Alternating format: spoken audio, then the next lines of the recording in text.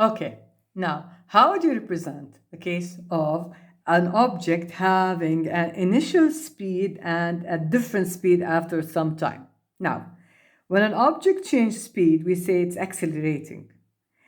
Now, if it increases the speed of the original one, that's called acceleration. If it decreases, this is called deacceleration.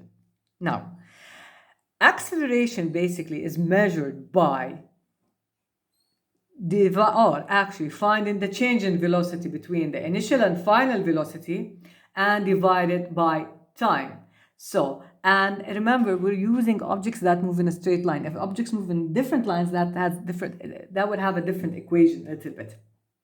However, acceleration is treated like speed. However, we're talking about two speeds, initial and final speed, a change in speed, okay? And we calculate that by applying a formula, which is the change in velocity. Now, why is the velocity here and not speed? Because you have a v1 and v2, two speeds, so we call them velocity. And we divided that by time taken. So, pretty much like speed, however, we have two speeds, so we call them velocity. Speed 1, speed 2, we call them velocity, and we divide that by time, and we represent that by a graph. Time versus velocity. Velocity is given here as two speeds, not one. Anyways, now, how do we represent that in equation? Here it is. Change in velocity over time taken. So if you have, for example, let me see the example. Where is it? Where's the example? Hold on. Oh, here. For example, this is the equation, which is A is acceleration, V is the final velocity, whether the acceleration or deacceleration. You just calculate it. By the way, you can use a negative form here. So acceleration can be in two forms. Positive, which means acceleration, and negative, which means deacceleration.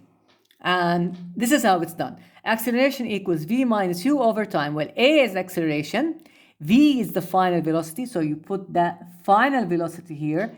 U is the initial velocity, which is the velocity you started with, and you divide it by time. And here we have an example. For example, a car accelerates in 5 seconds from 25 to 35, so velocity 1, velocity 2.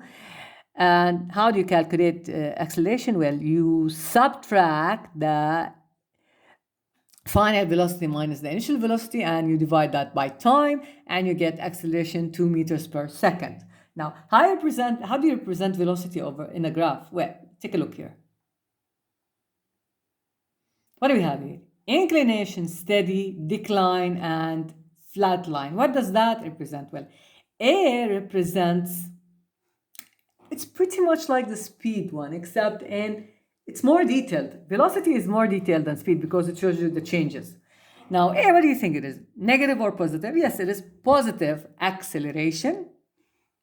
B is constant. So it has neither acceleration nor deacceleration. So you didn't change your velocity. You are at steady acceleration or at steady speed. So here acceleration 1 and 2 is basically the same. So you get a 0. Doesn't mean that the car is not moving. It's just not increasing or decreasing its speed. It's moving at a steady speed. And C is going down. So the final answer would be in minus because you are deaccelerating, whereas D is also a station.